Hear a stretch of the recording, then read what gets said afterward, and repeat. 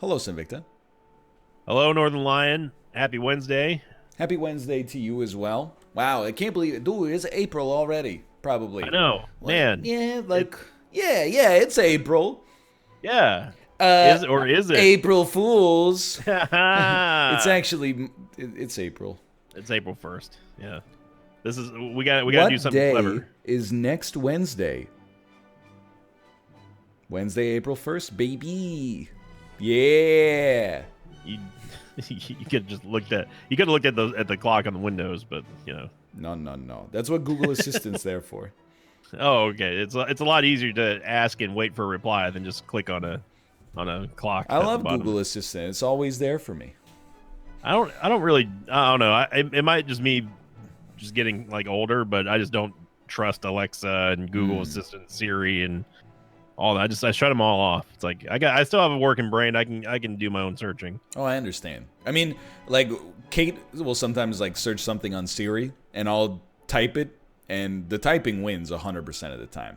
However, if, like, your hands are dirty, like you're cooking or something like... By the way, let me say right off the bat, I don't think, like, we don't own an Alexa. I would not buy an Alexa. Because Okay. I feel like you're just inviting, like, a corporate spy into your home. Exactly. That That's being exactly said... what I'm also like, I'm pretty sure my phone's listening to me all the time. But I still like, I don't want the Alexa. That's too far. To have the spy technology come with a device that I consider indispensable, that's a sacrifice I'm willing to make. To buy for like $100 a device and then place it in my home is too much. Yeah, and wire cameras to it and stuff. No, Yeah. thank you. Especially with a new baby on the way.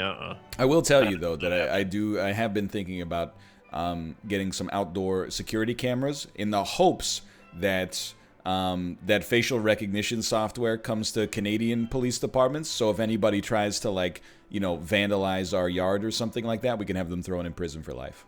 That's a wise investment.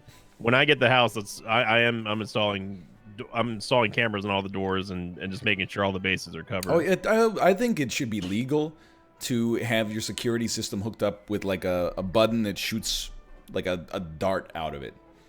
Or like like fire, not enough to kill somebody, but enough to deter them. That's my 2 cents. Oh man, I'm sorry your dog was walking there. It's not enough to kill a human being. Your dog crossed onto my property line. Anyway, I'm mostly joking. 3, 2, 1, good luck. April Fools. April Good luck, Fools. have fun. No, I've wanted to invest in a dashboard camera for a long time. Oh, dude, yeah, we had one of those, and then it got stolen when our car got broken into. Didn't really help me then. Well, how long ago was this? It's probably like a year and a half ago. It was like a petty theft, and I think I know that flag. Hold on. It was in our building's parking garage, which is supposed to be secure, but there's tons of, like people don't wait for the gate to close behind them, and then people kind of like slip in, and then they'll do like a smash and grab. Luckily, our car was actually unlocked, or maybe unluckily, because maybe they went to all the cars and decided, hey, this one's unlocked. They took our dash cam, the SD card from our navigation system, and then like a 2x2 Rubik's Cube that I kept in the car, just for like if I'm a passenger, I can mindlessly fiddle with it.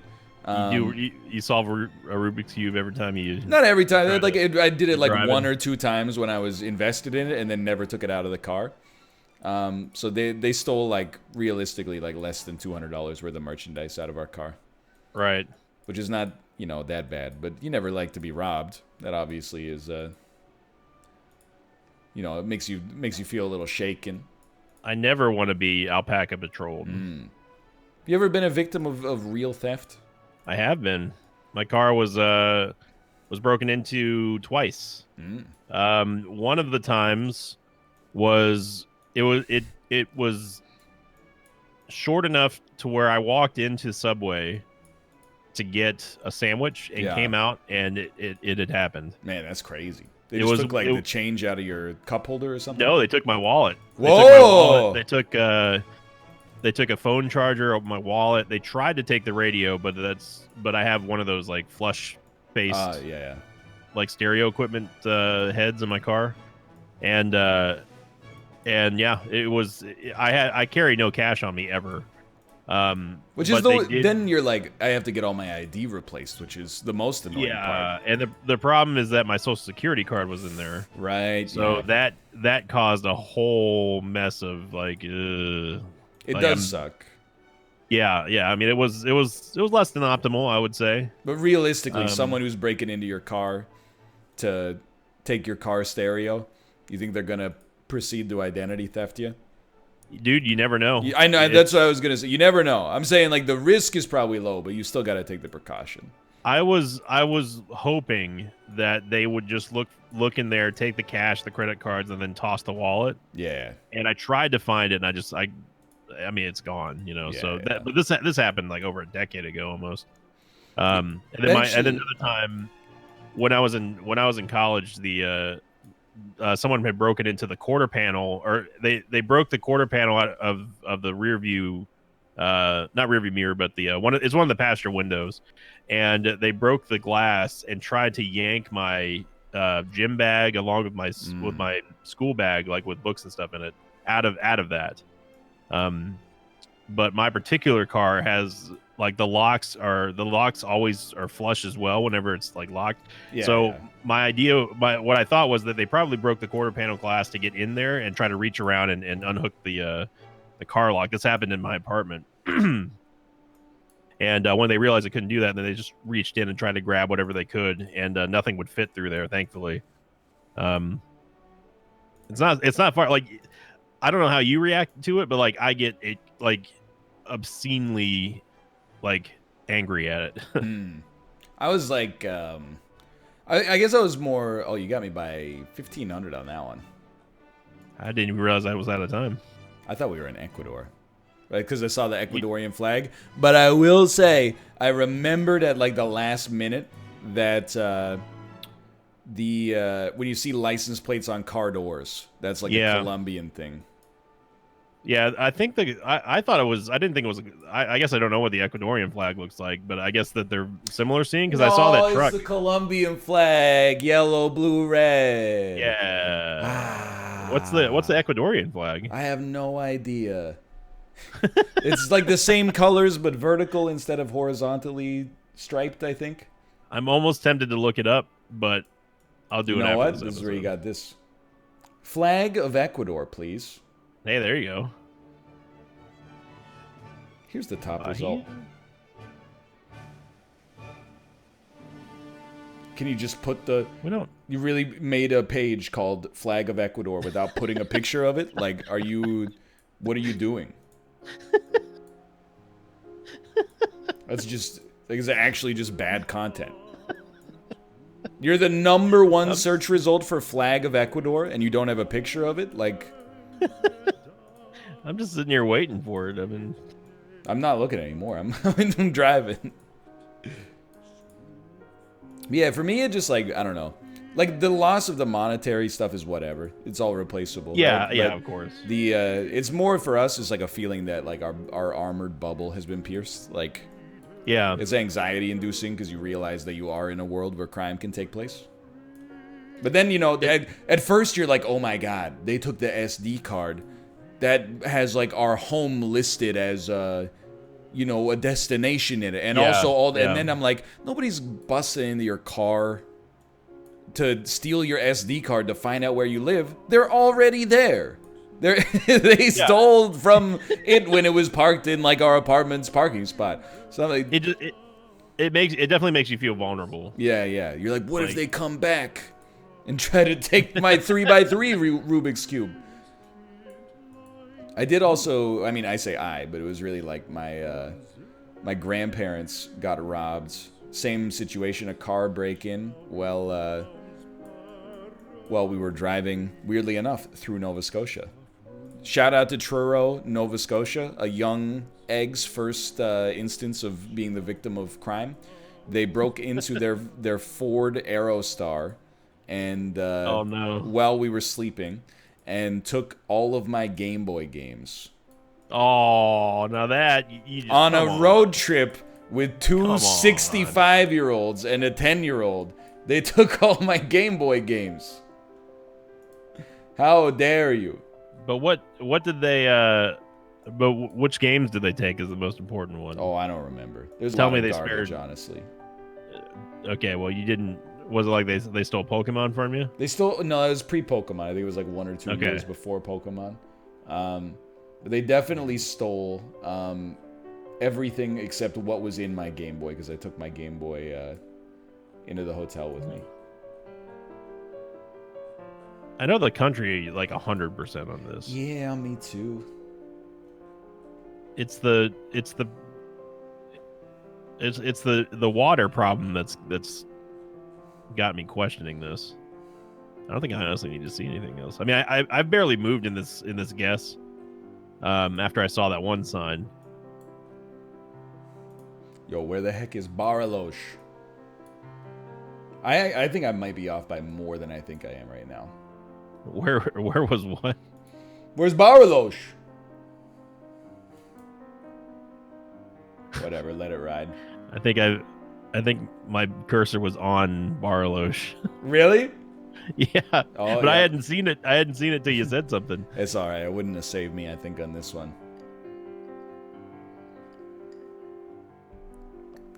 Oof, yeah. Yeah. Yeah. Yeah, I got you by a lot. Yeah.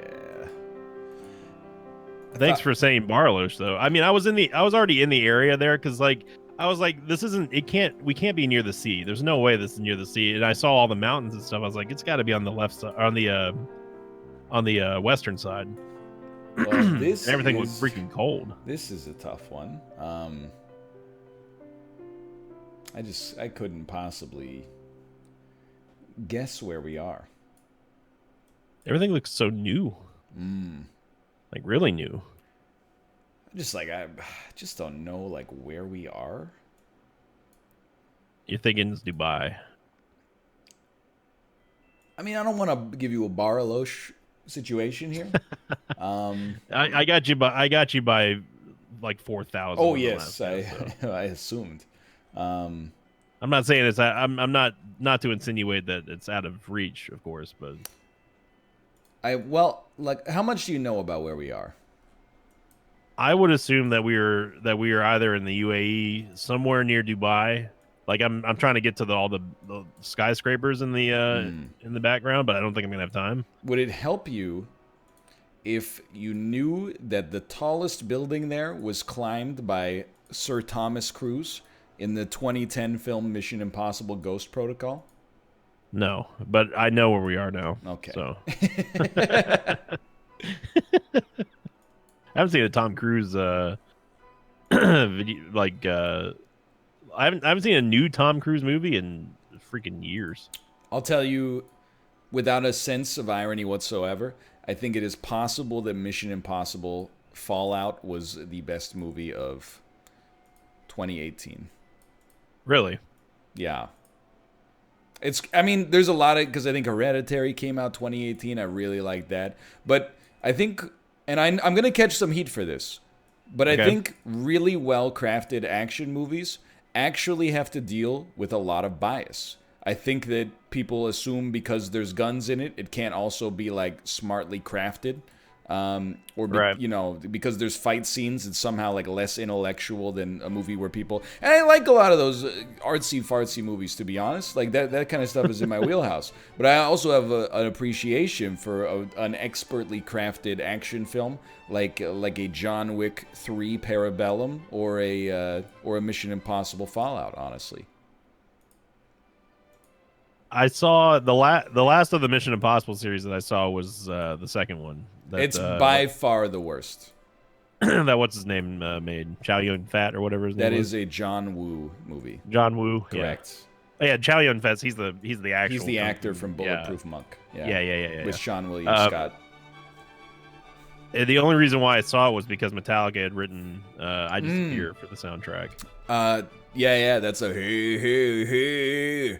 Yeah. Here I'm going. I know that one. Hope I'm suffering. I know that one. I don't know how you managed to turn James Hetfield into Scott Stapp. Hey. Mission Impossible 1 is good. Mission Impossible 2 is not great. Mission Impossible 3 I've not seen, but all the very modern Mission Impossibles are very well done. Extremely, like, Mission Impossible Fallout is super good. You're not the first one to say that the newer ones were great, but I was like, after 2, I was like, yeah, this is turning into one of those franchises that was like, oh, it had such a great start. It's like I kind of like felt like they matrixed it, kind of, you know. Yeah, well, yeah, it's a weird progression for a franchise to take. That it was like decent, bad, and then got like incredible. It's very weird for a series to peak like 6 movies in. I need to remember that we're guessing not where my camera was, but where we started. Because like I found E44, but I'm like, but you didn't start on E44 though. You know, I have a feeling that fine grain detail might not be the difference maker on this one. you got me by 91. Oh baby, the got comeback begins. It was Dubai. I've always been fascinated with Dubai just because it seems like they take like progressive like construction to a whole different level. Oh yeah. There. I mean, like they've got ways to like create water, like an oasis inside the actual desert. It's all built on like technology and stuff. It's like I look up YouTube videos to see them building new stuff in Dubai. It's like, man, they're creating like lakes and stuff out there. It is it's pretty cool. Is cool. I feel like the city. I mean, again, you know, millions of people, or at least hundreds of thousands, live there, right? So I'm not saying everybody there is like this. The city kind of embodies values that I do not hold dear to myself, such as avarice and the flaunting of wealth. I got you. I can respect that. That being said, I do live in a city where a lot of supercars are driving around, but. I mean, you know, it's almost as expensive as living in Vancouver. Yeah, but I feel like at least Vancouver didn't spring up to be like, "Hey, this is where we're gonna put the vending machine where we sell gold bars." Like, I have seen that vending machine actually. Yeah, I'm sure that's like because people sometimes will be like, "Do you know in Vancouver there's a vending machine where you can buy Bitcoin?" Yeah, I know. That is not doesn't mean the whole city is steeped in crypto, but. They've got that down here. I mean, that's not a big deal. Yeah, but they had one here in 2010 or something. Okay, well, yeah, that's a little. It was early. I'm scanning the map. I think I know where we are. Oh yeah. I'm just looking for it on the map now. Yeah, but like I think I know where we are. Like I think I've been here. You've been here. I think I may have been here, like in real life. Really? Yeah. I mean, we've talked about it before. Really? Yeah. When did you go here? Went once for a wedding. Uh-huh. And then once for a media event for Paradox. That is pretty cool, actually. Yep. I'm not a traveler. Like I'm not opposed to traveling. It's just I dislike the act of traveling. Mm-hmm. Like when I get there, like I'm happy and you know it's all great. It's the same thing for cons, really. Like I like going and meeting people and just and going to cities that I've not been to, whatever. It's the act of actually like packing and then like standing around and then sitting down for hours in a plane is the part that I really dislike. If you hate traveling, boy, do I have a year for you. Introducing 2020. Flights are $15 and nobody wants them. It ain't worth it. Are they actually $15? Anecdotally, like I know Okay. our mutual friend was telling us his parents flew from LA to Texas and their flight was like $35. And oh yeah, I do remember reading that. Another colleague of mine was moving from LA to Illinois, and he said his flight was $14, which is just, I mean, obviously insane.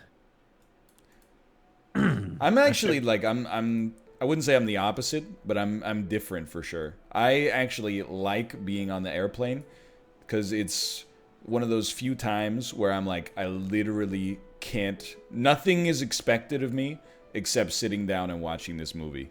Like, Right. we were both insanely close. You got me by 5 points.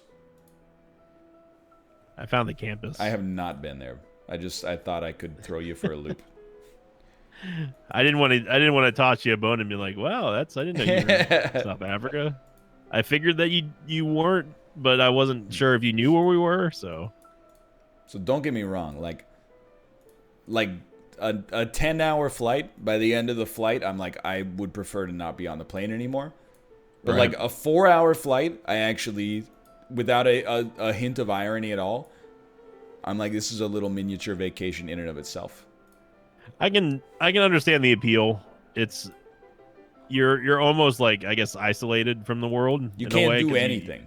I mean, I guess if you got good Wi-Fi or something, you could be in a work Slack, but I think it's not expected most of the time.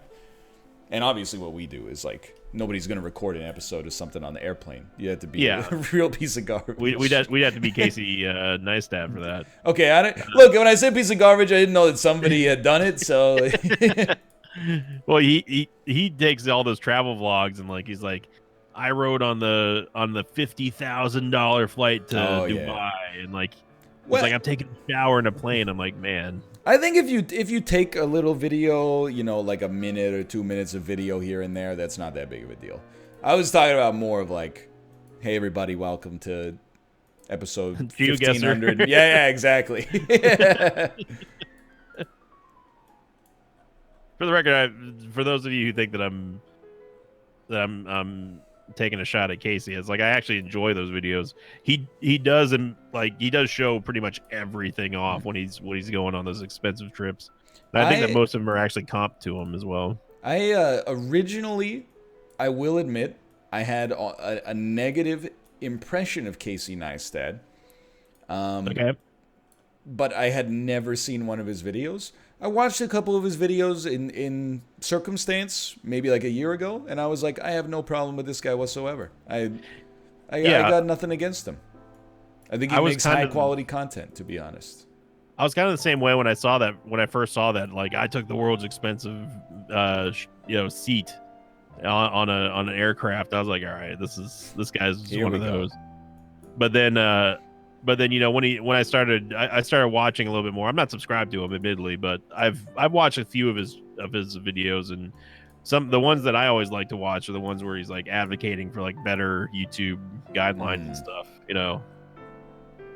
And I think that, it's, you know, I think he's a good creator. I have no idea where we are. I also have no clue. But what's your score? Are you over 18.8 thousand? I'm 19,278. All right. Well, you deserve the congratulations then. Oh, is it out of reach? You have got a runaway victory in Final Jeopardy. You cannot be caught, Ken Jennings. Okay. I'm gonna level with you. I think I kind of know where we are though. Right now, I put myself in central Mexico. I think we are. I don't know what I'm talking about. I think we're in Peru. Okay. Around the Bolivian border, slightly south of the equator, but not too far. There's a car that's just leaking something. Either that or like only one of their tires. Maybe it runs on biodiesel, because those cars, the exhaust is just water. Does it look like a car that runs on biodiesel? Well, I can't find the car. I mean, there's a fresh like slick in the road that's took a left-hand turn here and it just keeps going. It's probably runs on biodiesel is my guess. Okay. Well, I don't know for sure. Corn gas. Yeah, you got me by a whole lot. That was Argentina?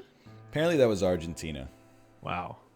Yeah, I got 119 points on that. I honestly think my guess was, I mean, it wasn't good. I got 1,800 points, but I think it was pure luck. I saw something that said like number 16, but it looked like a degree sign, so I was like 16 degrees of latitude probably.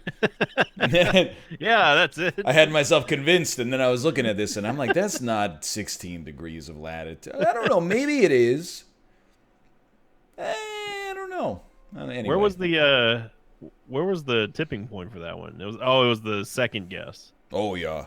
First and second, I got bodied pretty hard on. Argentina bodied one of us and then bodied the other one. I think you have a strong Argentinian sense. When we're in Argentina, I find that you're like a 4-1 favorite. I do have to rep up my Argentinian peeps out there. Shout out to Argentina. Y'all know I love you. This one's for North Carolina. Come on and raise up. Yep. Everybody take your shirt off, whip it around like a helicopter. Twist it around your head like Buenos Aires does. Well, we are 1-1 in the triple digits, and also for this week. Congratulations, Sinvicta. Of course, subscribe if you want to see more in the future. Click the like button. Keep the Geoguessr series. Shovel some coal into the engine of the Geoguessr series. We'll be responding to your comments individually on our own videos as well. Keep leaving them. Thanks for watching. We'll see you next time. See you later.